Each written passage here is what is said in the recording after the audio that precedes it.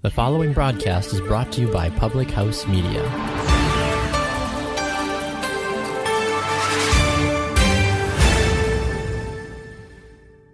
This is Liz Colburn, host of the Morning Uplift and Motivational Mantras here on Public House Media.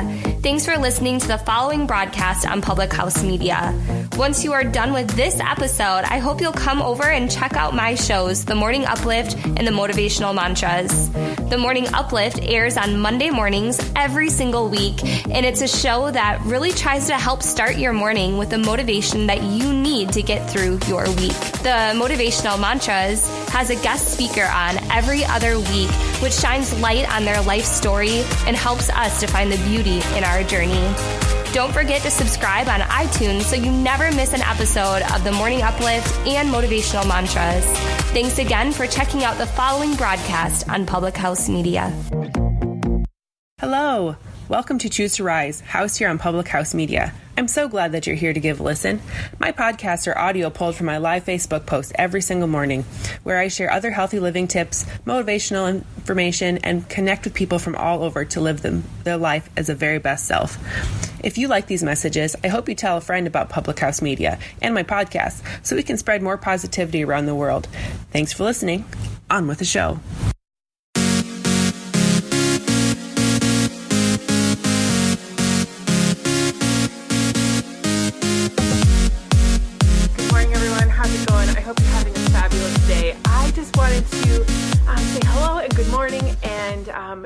As promised this morning, I'm coming at you live again with the continuation of last Friday. So last Friday we talked about how the three simple words of I need help and how powerful they are and how necessary they are. And today we're going to continue that topic a little bit, and we're not going to necessarily be talking about those three simple words, but we're going to be talking about how to ask for help. Because yes, we can say that we need to ask for help. You know, as a independent woman, someone growing up like by the grit and the skin of her teeth, like trying to move forward and thinking I had to do it all by myself. I get it. I get that you want to and you feel like you need to go forward and do things yourself, and it's easier done by yourself than referring on others, and all those kinds of things. Like the sayings are crazy crazy talk. What you really need to do is ask for help and not be afraid to ask for help, because we can't do it all by ourselves, and even Jesus couldn't do it by himself. That's why he sat in prayer and he sat in guidance. He looked for guidance from God above when he had big decisions to make. And so if you have big things in your life that it's going on in your, right now, if you're kind of at a crossroads, if you're feeling stuck, if you're feeling whatever, make sure that you are asking for help. Get down on your knees and pray. Lay down. This morning I laid on my living room floor and just listened to my favorite worship songs and got connected with him, because that's where I feel the most alive, is when I can be connected to him and I feel the most creative. One of the quotes from my pastor this weekend was the time that you should feel the most creative is when you're connected to your Creator. And I was like, yes, that makes so much sense. Like when a light shines, it's because it's plugged into a wall with energy, right? So when you're the most yourself, if you're most who you are supposed to be, is when you're connected to the one that made you. Does that make sense?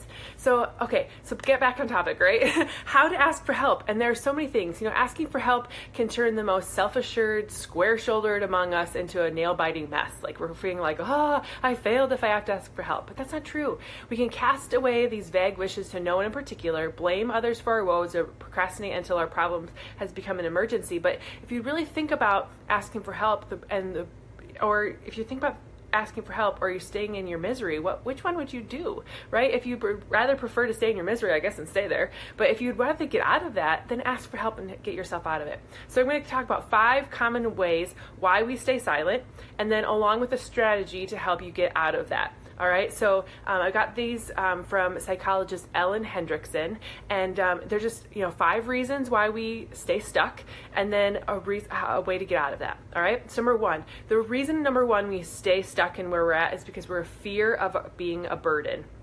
We don't want to put ourselves on other people. We don't want other people to take our load for us. So we worry that asking for help takes something away from our helper. We assume our helper will view the task as an unwanted load, suspect that this fear will say to yourself, like, she has better things to do, or he has so much else on his plate already. I don't want to bother them. Like, those are the kinds of things that come up out of this fear. And so we need to remind ourselves that first, people are loving. People are helping. People want to be there for you. Many hands make light work, right? Not only does helping strengthen the social ties we have with other people, it helps make the helpers feel good about themselves. And the most primitive part of our brain gives the same reward pathway activated by food and love, and lightens up the response to altruistic giving.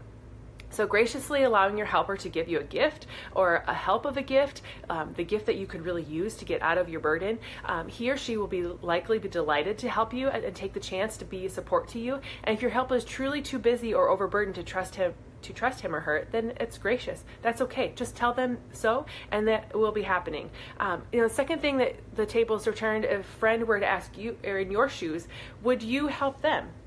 Think about it that way. If you were asked to help a friend that is in the same situation that you're in, what would you do for them? Would you say no, or would you take on and help them with whatever it is? One of the quotes that hangs in my office is, the best way to forget your own troubles is to help somebody else with theirs. And I try to really think about that in a true way. Like, if I'm struggling with something, to get my mind off that struggle or to feel grateful in my own situation, I can help somebody else. And that is going to help me feel more confident and me feel better. And then I'll be able to take on the struggle that I'm having much more effectively. So the task that you can, the thing that you can try is ask something specific. I could use some help. It's kind of a fuzzy and borderless kind of statement, but saying, I've been totally drained ever since I started this whatever. I could use a helping hand to take out the garbage. I could, on Thursdays for the garbage day, I could use a hand taking, getting my feet back under me. I need some help with cleaning my house. I need some help with getting the laundry done. I need to help with whatever. However, steer clear of micromanaging. If your helper agrees to take on a task, trust that that's going to happen and that they're competent and to do the task for them. So don't try to micromanage the things. Just say, I appreciate you asking. If there's anything you can do, as a matter of fact, I'd love to help with some laundry. It's hard for me to lift the basket since my surgery. What time works best for you? So, anything that you can ask for something specific. Know what you are willing to let go of, that they can just do, and then don't micromanage it. If they said yes, that they're willing to do it,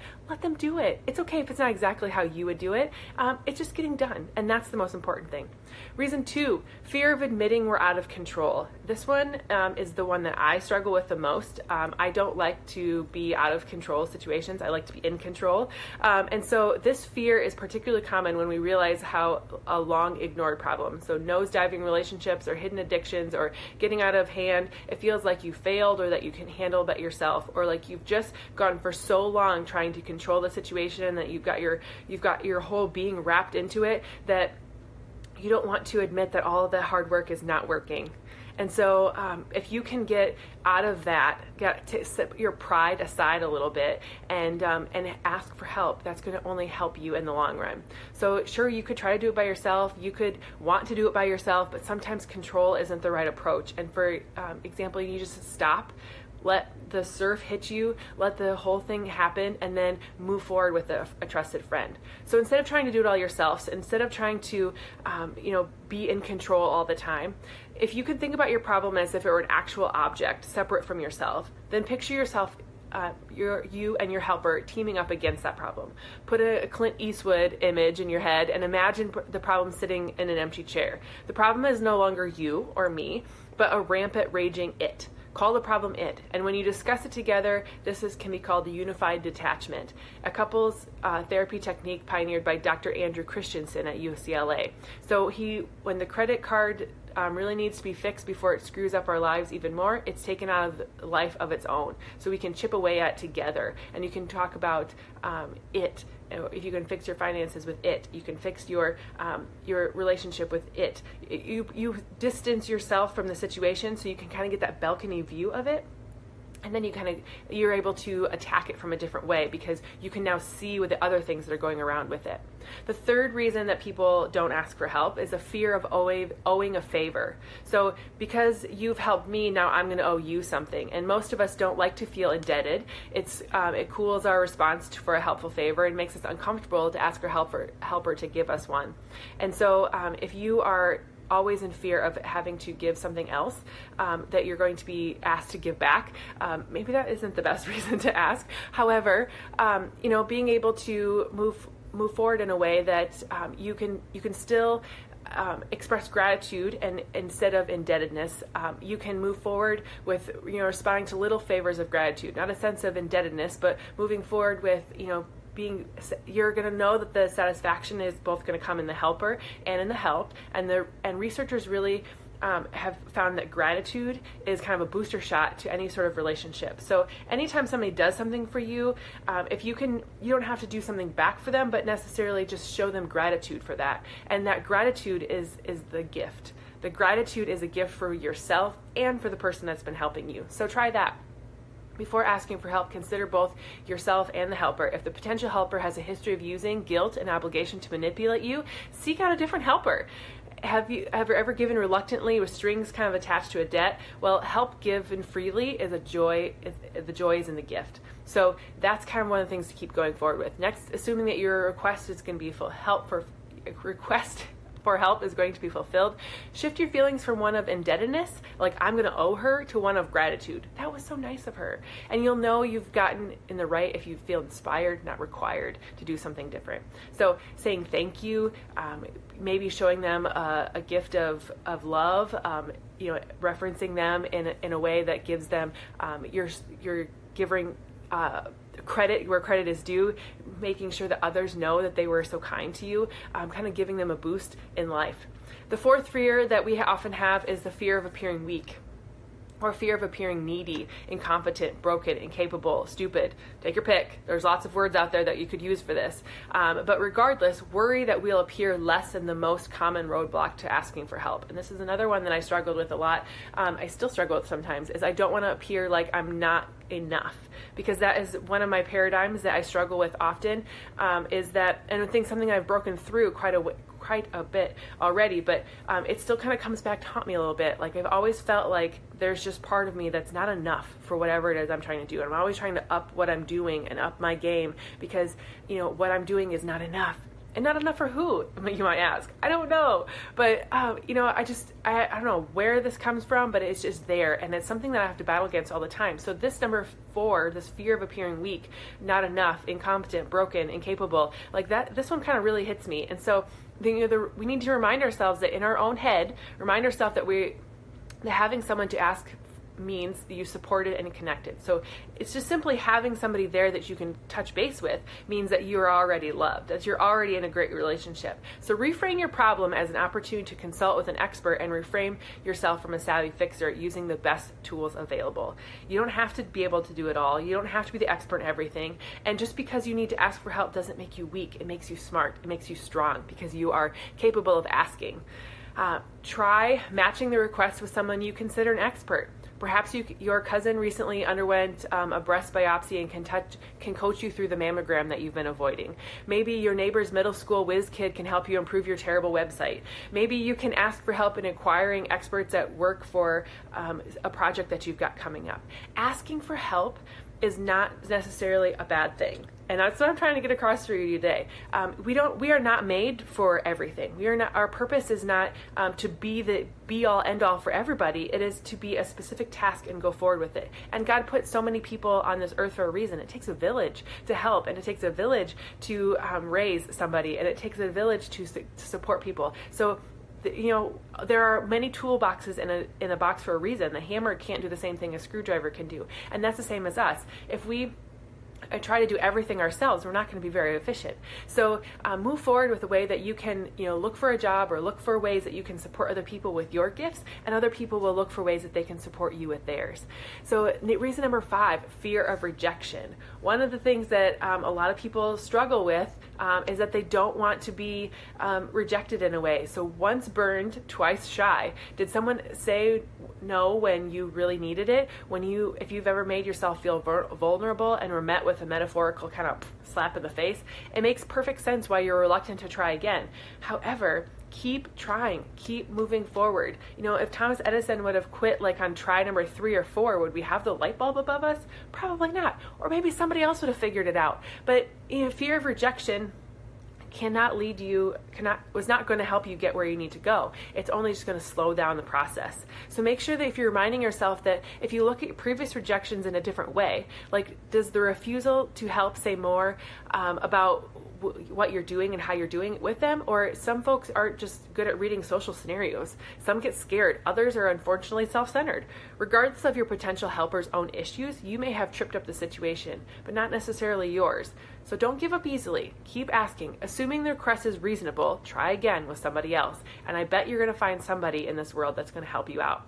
So the next time you have to ask for help, decategorize your issues. Pretend your fears comes from true and potential helper says no. How bad is that? How bad is that? What else can happen, right? They just said no big deal. Move on to the next person. What's worse that can happen? A no probably is nothing more than just keep you in the position that you're in. So it's not going to help. It's not going to get you further into whatever you're worried about. It's just going to be a no.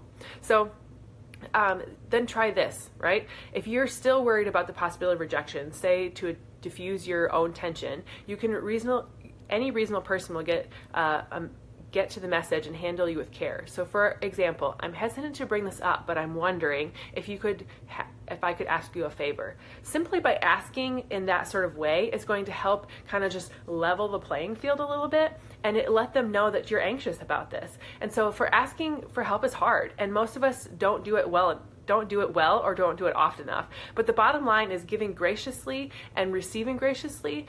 Consider it karma. If it's good to go out, it's good to come back. And consider paying it forward. Consider taking a village to get where you need to go. And in any reference, consider it a smart decision to ask for help and move forward with getting places that you need to be in life, because we're never going to get there by ourselves. We're never going to get where we need to go on our own accord. We're going to have to ask for help, whether it's human beings in this earth that are in relationships with us here, or if it's the big man above.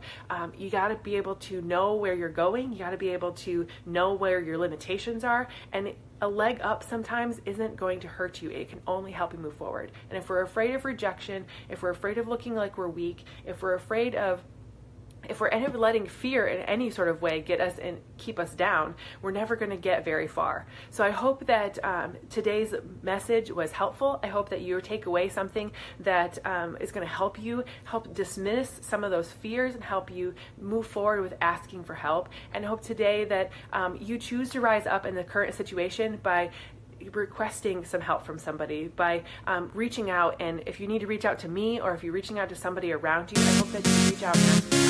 So choose to rise up today by asking for some help, and I hope you have a fabulous day.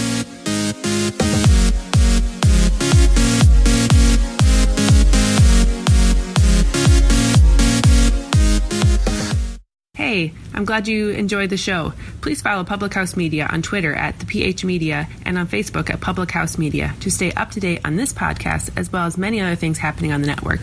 You can leave me feedback on my show, and if you have any questions, comments, or new ideas or topics, I would love to hear them. You can also follow me on my social media account, Choose to Rise Up, at Facebook, and at KJP Meyer on Instagram. I hope you have a great day.